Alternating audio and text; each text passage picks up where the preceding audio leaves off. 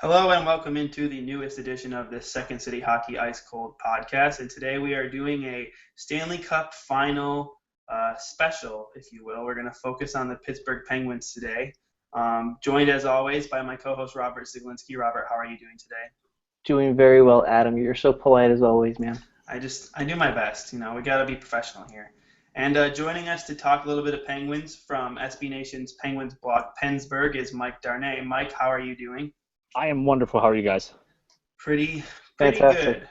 good. So, Mike, let's just kind of jump right into it. We're through two games in the Stanley Cup final. Even with your obvious Penguins bias, let's just break down a little bit. What do you think the Penguins have done well so far in the series? If anything, and I had to pick just one thing, I would say their speed, especially in Game 1. I was at Game 1, and especially in the first period, it really seemed like San Jose was kind of stuck in slow motion, which probably more than anything was a transition from how slow the Blues kind of play that slow grinding style compared to how the Penguins are just out of the zone immediately as soon as they get the puck. In the first period of Game 1, they were just completely back on their heels, and it seemed like they had no idea what to do, that they hadn't played a team that quick.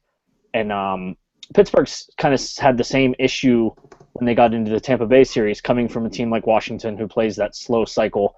And since then, San Jose seems to have caught up to the speed a little bit. But in general, I think the speed is the biggest issue for San Jose, and a big reason the Penguins are up 2-0 in the series. You can't really be mad at a 2-0 series lead. You can't really. I'm not sure if you can really poke too many holes in that. But what do you think Pittsburgh hasn't done well that you'd like to see them improve upon?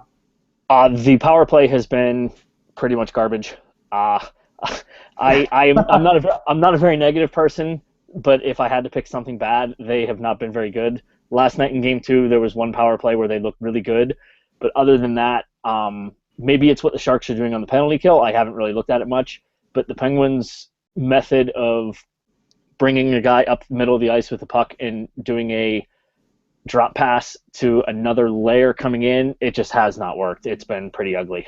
That sounds so much like the Blackhawks power play. It's beyond frustrating. So we can sympathize with you. When it works really well. And lately, kind of what they've been doing is letting Malkin carry the puck. And when he gets to just between the center red line and the attacking blue line, he'll drop the puck to Kessel, and then the defenders are like, "Oh shit." And they can catch him back on the heels and set up, but when it doesn't work, it just looks awful. Yeah, that definitely sounds a lot like the Blackhawks power play, where if they click, they score in 10 seconds, and if they don't click, then they just chase the puck. They chase the puck passing for 2 around. minutes. Yeah. So Mike, let's talk a little bit about the Sharks. What do you think the Sharks have done well in the series, despite being down 0-2 in the series? Despite being down 0-2, the Sharks are the best team I have ever seen, especially with the Thornton, Hurdle, and Pavelski line at cycling the puck behind the attacking goal. When they have gotten set up behind the net, it's just you can't get the puck off of them. I don't know what it is that they do special. Thornton and Pavelski are both great. Hurdle's great. But several times in Game 2 last night, they set up and they got like 4 or 5, 6 shot attempts just in one shift, and then the Penguins would finally get the puck. I mean, San Jose got pretty close last night. I think they hit 4 posts in the game. So that has been the Penguins' weakness, is getting the puck off of San Jose once they get set up in the zone like that. And it's not surprising given that the Penguins are built with speed and not size.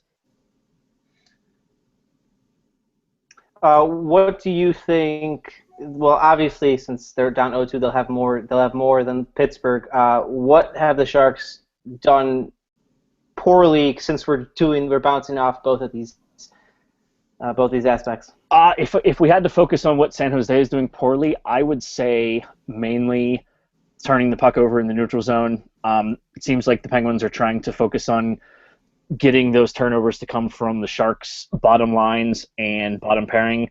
The Polak and Dillon pairing made that brutal turnover to the Kessel line in Game 2 last night, and you just can't turn the puck over when Phil Kessel's on the ice and give him the puck 10 feet in front of the net. You just can't. That's a pretty good transition because what I wanted to talk about next was just how good that HBK line, as it's known, of Hagelin, Bonino, and Kessel has been. They showed a graphic yesterday. I don't remember if it was before or after they scored, but it said that Kessel had 18 points in 19 games, and Bonino had like 13, and Hagelin I think had like 15. Or I'm maybe my numbers are wrong, but they have combined for like almost 50 points in the playoffs, which is just incredible for one line. So what has they been doing so well? And I guess with Kessel kind of leading the charge, I guess, at least in terms of points, what has he been doing well especially? The whole line is just kind of silly. It's like they came together in the middle of March when Malkin went down with his hand, wrist, elbow injury, whatever it was, and they played so well that they couldn't break them up. And the line's like a perfect chemistry. They've got guy who is just ridiculously fast in Carl Hagelin. He doesn't have the best hands, but he can just fly. Kessel has a combination of speed and the ridiculous shot. And then you have a guy like Bonino who he's not the fastest guy in the world, but he is so smart that he positions himself well so that he doesn't need to make the quick play to get where he is. Would you say that like the trade in January, trading David Perron for Carl Hagelin, which obviously kind of going from like a little bit slower, more physical player in Perron, turning him into that faster player that kind of fit the style Mike Sullivan was trying to bring to the team, and the fast possession kind of play. Would you say that that's kind of sparked this like success for the Penguins a little bit, or would it be that moment when the HBK line got together? I would say it's a little bit of both because Hagelin, he was playing well as soon as he got here. It took him a little while to score a goal, but he's always been a good player, and he came in and seemed to be fitting in right away, and you just felt like the goals were going to come. And then as soon as they put this line together, which was 6 weeks after he joined the team, like a week and a half after the trade deadline, I want to say, maybe 2 weeks, it just took off. And it's like, I mean, I will admit, as soon as Malkin got hurt, I was like, I think the Penguins might want to tank the rest of the way and keep the first-round pick, and here we are. Let's move over to everyone's favorite guy to rag on, who's supposedly is not a leader, but lately, and especially in the first 2 games of the series, he's been probably the best player on the ice. He's been slapping everybody silly. Sidney Crosby. Why is he dominating? Other than the fact that he's the best player in hockey. I don't know what it is specifically other than that, but I think this series and this playoffs have proven that he still is the greatest player in the world. It always makes me laugh how people want to come up with the fact that he's not, but nobody can ever name who is instead of him. So, especially in these past 2 games, he's just been everywhere. I don't know if it's I honestly I don't know what it is, but like game 1, he was everywhere. He was better than every single player on the ice, and it wasn't close. I think the key would have to be the fact that he cheats on faceoffs and gets away with it because of who he is. Yes, he's the only number 1 center that cheats on faceoffs. Nobody else does that. I think my favorite part of those asshat comments by Logan Couture is that today Mike Sullivan just went, yep. Like, he had nothing to say. He's like, everyone does it. What do you want us to say? I mean, is Logan Couture even a center? I think he used to be. Yeah, he like alternates between second line center and second line left wing, whatever. I don't know. The funniest part, though, is this morning when I woke up, I was writing up my recap and all this, and I was reading different quotes, and a friend of mine hit a great tweet. He's like, these are the words of a complete loser. It's so true. That's just Logan Couture, I just feel like is always, I don't know. I'm not a big fan of his. He's just frustrated, I mean, if anything, but you don't say that out loud, but it's because he's not exactly playing well, nor is his team, but yeah. Anytime you just blame, or sorry, I don't mean to cut you off, but anytime you just blame, a player's success on who he is, oh, he's cheating and gets away with it because he's Sidney Crosby, that's just such an easy way out of, absolving yourself of the blame of not playing well. Yeah, and I was going to say, I was really glad it was Craig Custance from ESPN who initially asked him that question about why he was so good on draws, and when he said he cheats, I was really glad he pushed the issue because I was wondering what he was going to say as a legitimate response, and he just says, well, he times them right. And I'm like, well, that's how you win a face-off. Right. That's not cheating. I don't know. It's just funny because, I mean, Mike Sullivan said it today.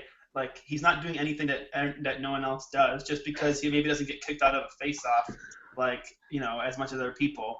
But, I mean, I guess when you win 70% of your face-offs, I guess you're just cheating better than somebody else because that's kind of what the face-off is. Especially, like, I played center when I played hockey, and that's what it is. It's like it's getting away with cheating every time because you just try to take, like, what you can and what the referees and officials give you. Yeah, and even aside from Crosby, the refs just aren't kicking guys out every time like they used to. Even I think it was Game 4 or Game 5 against Tampa Bay. Matt Cullen was in the face-off circle. The ref pointed and told him, or the linesman, whatever. He points and tells him to leave the circle. Matt Cullen looked at him and shook his head no. So the lineman was like, okay, and he dropped the puck anyway. It's funny how, like, it kind of sucks, but it's weird how sometimes officials kind of swallow their whistles on things like that in the playoffs because they don't want, like, a stupid, like, it'd be really bullshit to kick a center out of a face-off and have to do it again, and then that results in a power play for the other team, and that could decide the game. So, like, it makes sense as to why they don't want to do it, but it's dumb, and Logan Couture should just stop being a crybaby about Just stop talking, yeah. Yeah. Pounds gavel. Let's talk a little bit about Trevor Daley, Blackhawks legend Trevor Daley. Blackhawks legend Trevor Daley, who was traded for who? Rob Scuderi. We got rid of him too, though. We got rid of him too. In the end, we traded Trevor Daley for Christian Ehrhoff. That's fair. That's fair. We're gonna skip the middle part of that. We are drinking to forget it. But Trevor Daley never really fit in Chicago. Just didn't really have it. Wasn't a system fit in. We talked on our last podcast with Pat Iverson, who's a Stars fan, about how he was used way different in Chicago than he had been in Dallas, where in Dallas he was kind of more of a two-way, and here we tried to make him an offensive defenseman. What did Mike Sullivan and company do in Pittsburgh with him that made him such a fit and gave him such success to the point where he was like becoming one of their more important defensemen? I don't think it was anything specific that Mike Sullivan wanted to do to him and change his game. But in general, the system the Penguins seem to be playing under Sullivan is they don't care who moves the puck where the F1 forward is, where the F2 forward is, which defenseman's passing it to who. The system seems to be when you get the puck, you move it immediately to somebody. And same thing on the forecheck. They just do that. They don't care which forward is in checking which one is covering the center. They just go. And I think that worked well for Daley because he skates so well and he moves the puck so well. He's not as good on the back end in his own zone, but when you get the puck and you have the ability to make a pass out of your own zone clean to a center like Crosby or a center like Malkin or even a center like Bonino, those guys can make it so much easier for you and take all the load off of you. Are the Penguins missing him in the final? I mean, up 2-0, but is there a noticeable difference in how the defense is playing without him, with his broken ankle? I don't think there is, mainly because since Justin Schultz has come in for him, he is playing out of his mind.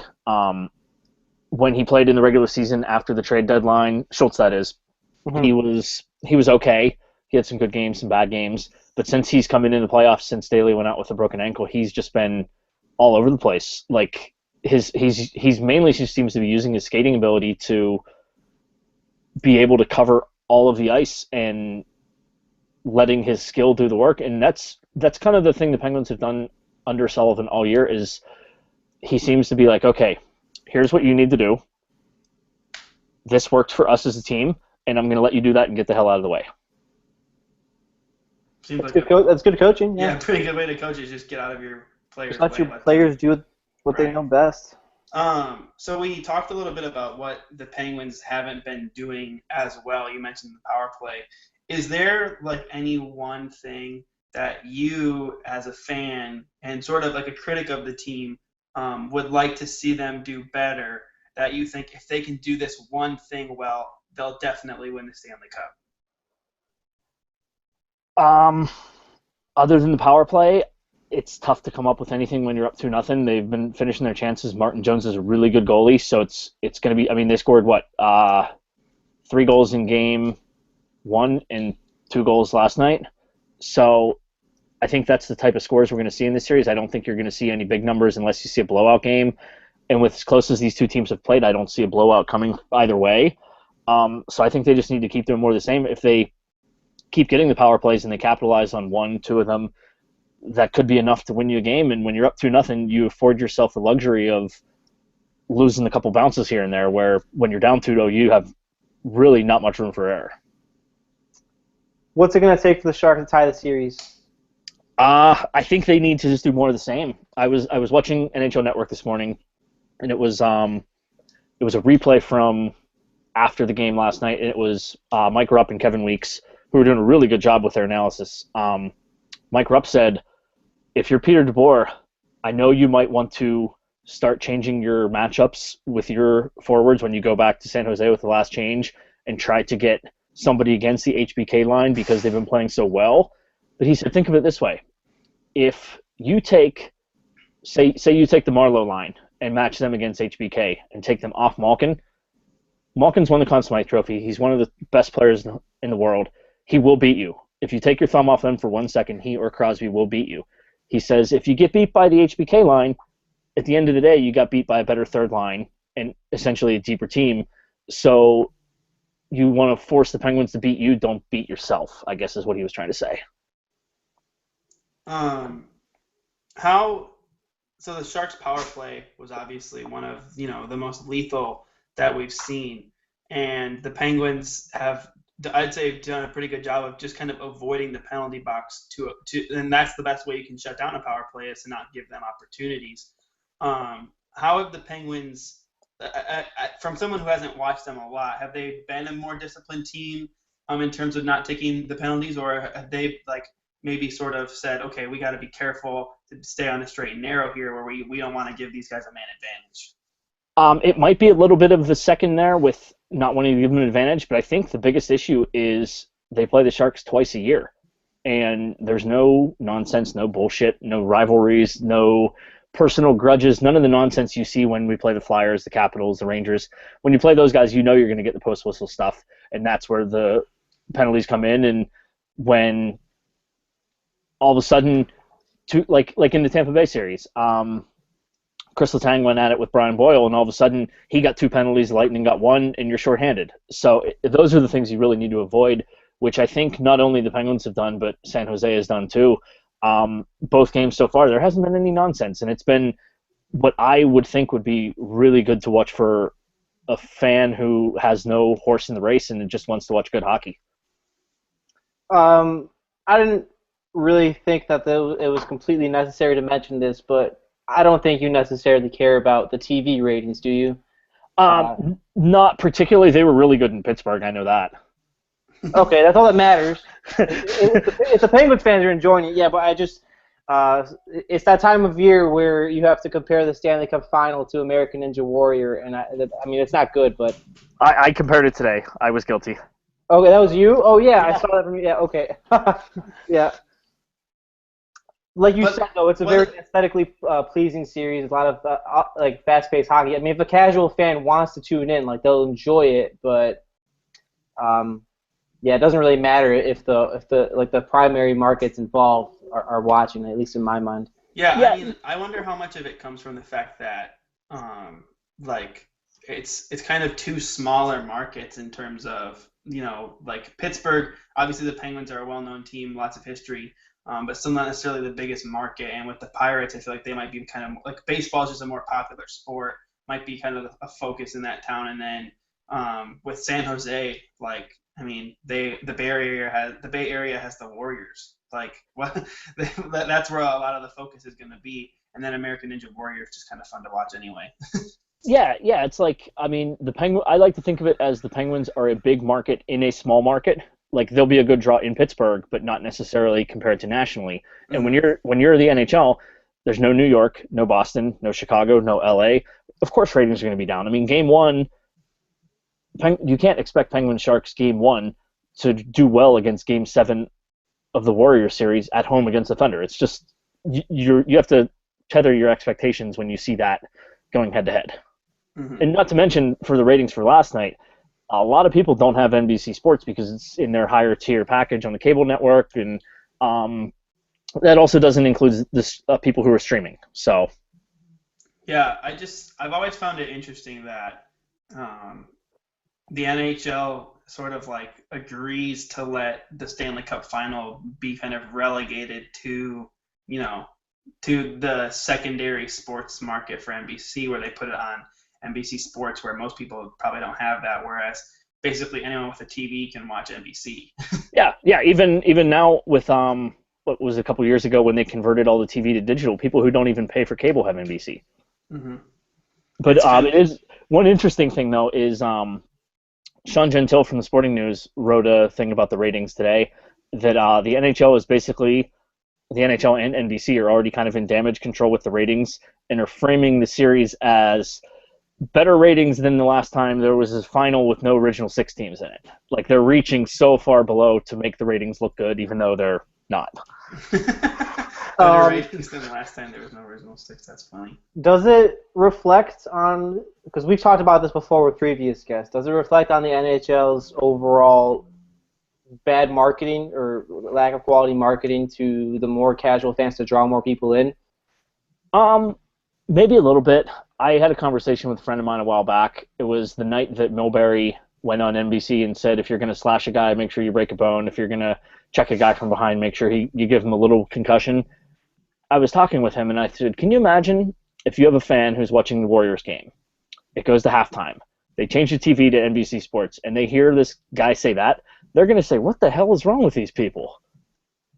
Yeah. Right. Not exactly insightful in any sense, but that's Mike Milbury. That's Jeremy Roenick. I mean, yeah. So so I mean, I have found myself at every intermission, after every game, before every game, putting NHL Network on because their analysts on have been so much better. So I mean, that doesn't help the ratings, I'm sure, but I'm not going to listen to nonsense when I can listen to better quality stuff. Absolutely. That's one thing that I like to do is, I can't watch NBC. During intermissions, I change channels, mute, go do other things. At post games, for any game I have to watch NHL Network, I can't. Even when the Blackhawks on the local broadcast, like Steve Conroy, he's horrible. Pat Foley. Yeah, just some of the people. Didn't Pat Foley get in trouble for something during the playoffs? Oh, well, he was defending the fan because he was talking about, or the fans, because it's about the late starts in the Midwest. Like how the games would start at 8:30, and he went on a little rant, and they cut him off as he was finishing up about complaining how the league is scheduling all these playoff games. Oh, that's great. And then the league tried to reprimand him, or John McDonough, the Blackhawks president, was really angry about it. But McDonough is, I don't know. I'm not a fan of him necessarily. The problem is the only reason it's embarrassing for the NHL is because Pat Foley was right. Yeah. Like when you are starting a Blues. When Pat Foley's right, that's embarrassing. Right. And when you're starting the Blues Blackhawks at 8:30 local time, that's just terrible. Especially because it's funny because it's you would almost think that the Blackhawks, being almost like the NHL's darlings, would get the preferential start times, but instead they were kind of getting some of the short end of the stick. Yeah, and another thing that's interesting to note on that, not necessarily regarding TV, but when I went to Game 1 on Monday, it was the first game I have been to in the final, and the first playoff game I've been to since 2011. The game was scheduled for 8 o'clock. The puck didn't drop till almost 8:25. That's ridiculous. It may be a little bit that the tickets are up in the range of several $100s, and it also might be because of the start time. But I did not see very many children at the game, and usually at Penguin games there's a lot of kids. Mm-hmm. Yeah, it's not. I think that's what Foley was trying to get at too. That it's not exactly. I mean, even the Blackhawks beat writer Lazarus, that kids aren't growing up with these Midwest teams, or even in the case of Pittsburgh, because they can't watch because they have to go to sleep. They have early bedtimes. They can't grow up with these teams necessarily and always stay in tune for the games. Just out of curiosity, how much did you drop on the game? I had to get the tickets on StubHub because I needed 2 tickets. I don't know if you guys, I know Adam did, but I don't know if you saw the whole thing with Steve Dangle. Did you see about that? Oh, I saw that. Yeah, so you have to buy his ticket as well. Okay. So Friday morning when we knew the Penguins were in the final, he wanted to get his plane ticket and book his hotel, and he didn't want to do it until we had tickets. So I was like, all right, I'm just going to get them. I don't care how much they are, so that we can have it locked in. So I paid $325 a piece for them. Oh my gosh, that is. He honestly, he doesn't know that, so I hope he doesn't listen to this. Honestly, I'm mad about that. I don't think Steve. Yeah, for a final, that's listening really to this, cheap, actually. That makes me mad because that's like, I would pay half that to go to a Hawks game and have the shittiest seats of all time if it was game 43 of the regular season playing the Edmonton Oilers. Yeah, and we were in the end where the Penguins shoot twice, and there was actually the end where all 5 goals were scored between both teams. Wow. So it was pretty cool. Entertainment value is pretty high there. Yeah, there were a lot of San Jose fans there who paid like $800-900 to sit downstairs, and it was still cheaper for them to fly to Pittsburgh, stay in a hotel, and go back than get tickets in San Jose. Well, yeah, because I saw Stace. I don't need Stace. I just call her Stace. But Stace of Base on Twitter wrote about this on the Californians, where I guess like people. Like the Sharks kind of sold their tickets to like secondary market people. Mm-hmm. And they're like the prices on StubHub to go to the game in San Jose are it's like $1,000 for the cheapest seat. And I was like, that's crazy. Because I feel like a Sharks game in the regular season, not that I know this, but I feel like I've looked before and like I know Kings games you can go for like $20. Yeah. I mean, it's crazy. And so the tickets I bought were $325 a piece. Face value on them was $178, so it's not too bad. That just blows my mind because I feel like the cheapest ticket to go to, just like comparing it to the Blackhawks. Because we're Blackhawks fans, I know the Blackhawks like a bigger market. Prices are so crazy. It makes me mad actually, because I feel like you would pay more than that just for standing room only at a Hawks. I dropped $250 on a game in March. Yeah, in March. So. I'm not pleased that. Well, I'm pleased that you got to go see a win, Mike. But I'm not pleased that you got $320. You went to a Stanley Cup final game for $325, only $75 more than my shitty March game. So. And it was an amazing game too. Yeah, that was a good game. That was because I remember like I didn't get to catch most of that game, but I caught the third period and I saw the winning goal and I thought. Like, oh my gosh, like 6 more of these, I'll be okay. Yeah, Although yeah. I've been rooting for the Penguins. Robert is rooting for the Sharks. Sorry, Mike. Sorry. No, it's okay. Because when we went into the series, I was like, if there had to be any team in the league for the Penguins to lose the final 2, it's the Sharks because I like so many of their players. That's fair. A bit of a historical question. I'm not sure how well you'll be able to answer this, but does Crosby or Malkin surpass their like? Are they a bigger piece of your heart if they win this second cup than say Lemieux? Probably because I was 6 and 7 years old when the Penguins won their first 2 cups.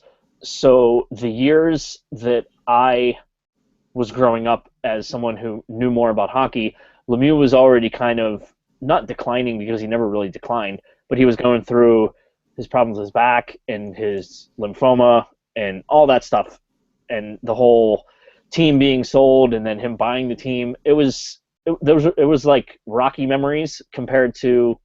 I mean, don't get me wrong, Crosby and Malkin have had some rocky memories of their own, but their era has been much more kind to them in terms of optics, maybe. Optics, okay. So you were more of a Jagger kid? Not even that. It's just I guess it's easier to have better memories of the team now because everything's so much more enriched with the media and television and the internet and all that. And you're older too, yeah. So yeah. I mean, I didn't really know that much about hockey until really like after the lockout in 2005. Okay, perfect. Fair enough. That's kind of how I feel like as like you grow up as a kid and you have like your favorite players, but then like as you get older, you always like you appreciate the game more. And yeah, you start to learn about the game more than just watch the game. Right. Yeah. Definitely. Like just I think about like these little kids that I see like with Blackhawks shirts on and stuff, and I'm like, I wonder if they can even like really appreciate like what the Blackhawks are doing. Like, do they even understand that like this might never happen again in their whole lives?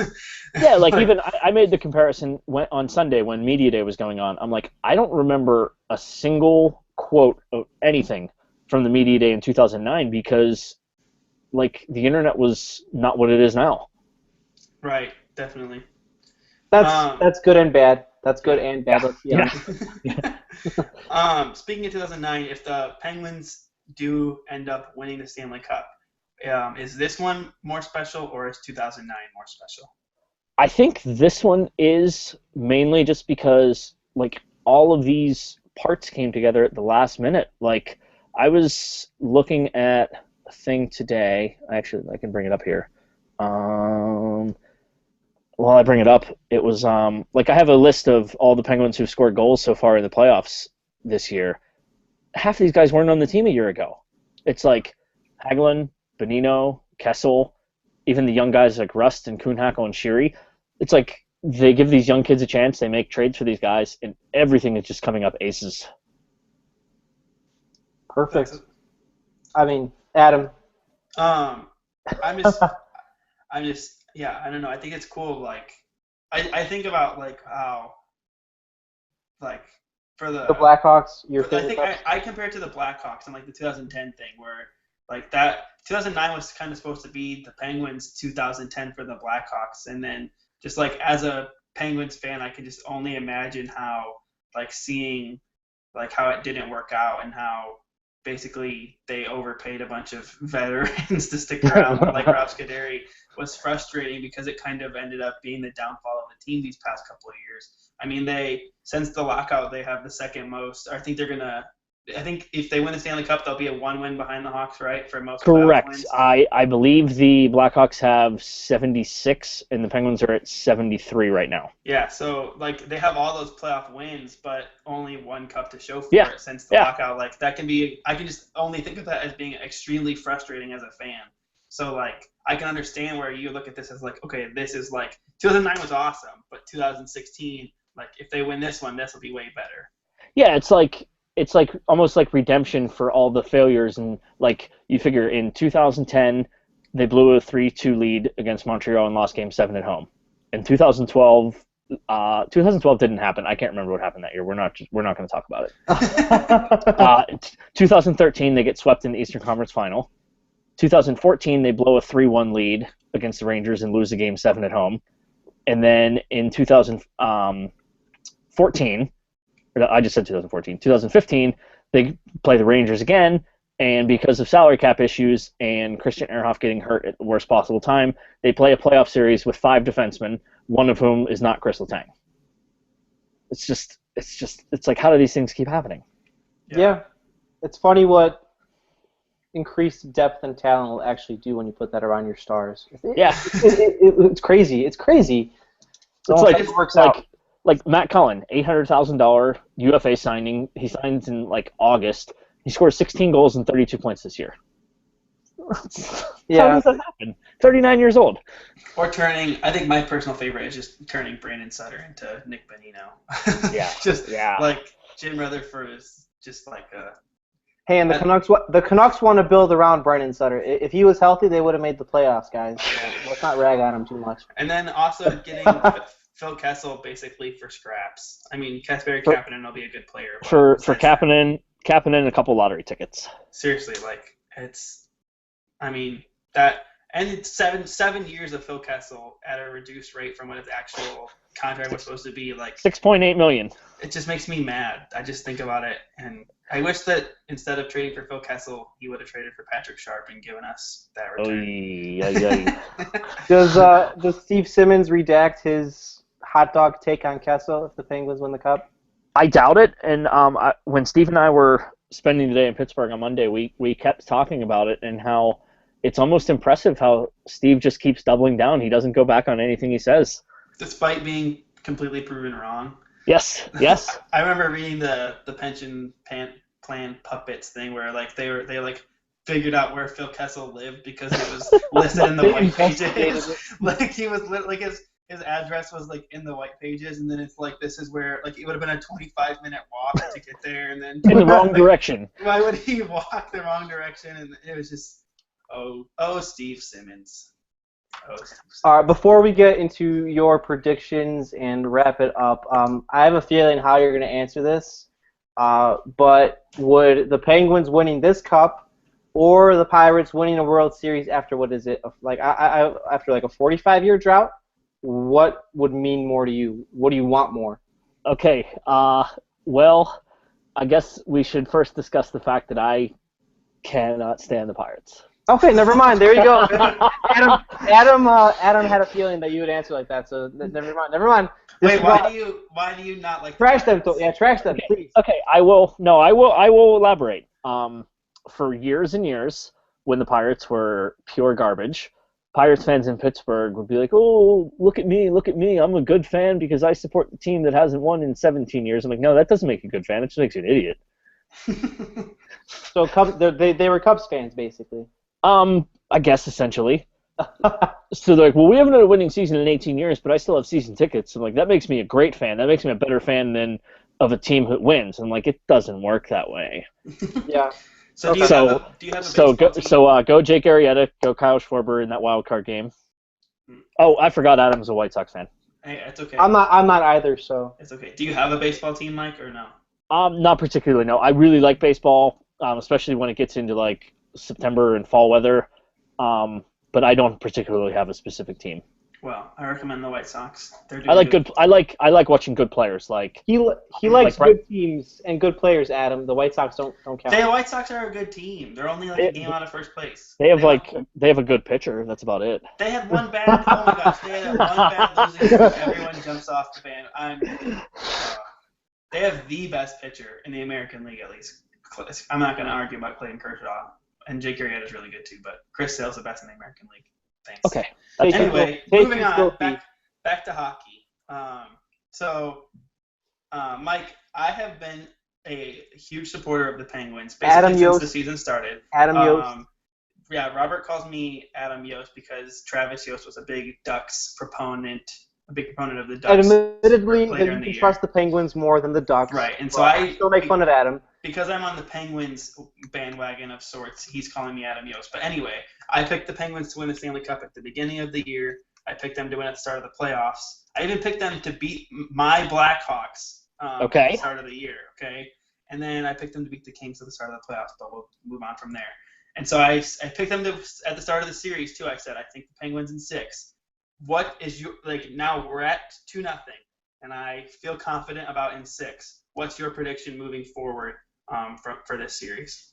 Okay, my initial prediction for the series. Well, actually, if we backtrack for a second, at the beginning of the playoffs, if we can kind of bridge the gap here. My Stanley Cup pick was Penguins over Ducks. So, we both picked the wrong California team. Yeah. But for this series, my initial prediction was Penguins in 7. I feel like it's too close to not go less than 6. Up 2-0. I don't know. I feel like it's so close that I wouldn't be remotely surprised if San Jose hold court and win both at home. If that happens, I think we're definitely going 7. If the Penguins can get a split, come back home up 3-1, I think they will clinch it in 5. Okay. Is it over? So you don't think 6 is an option then? I think 6 is an option if it's tied 2-2 after 4. But I think if the Penguins go back to Pittsburgh up 3-1, I don't think they'll give up a chance to win at home. Okay. Yeah. Well, not only win at home, but I think they'll capitalize on being able to bury them when they have the chance to. Okay.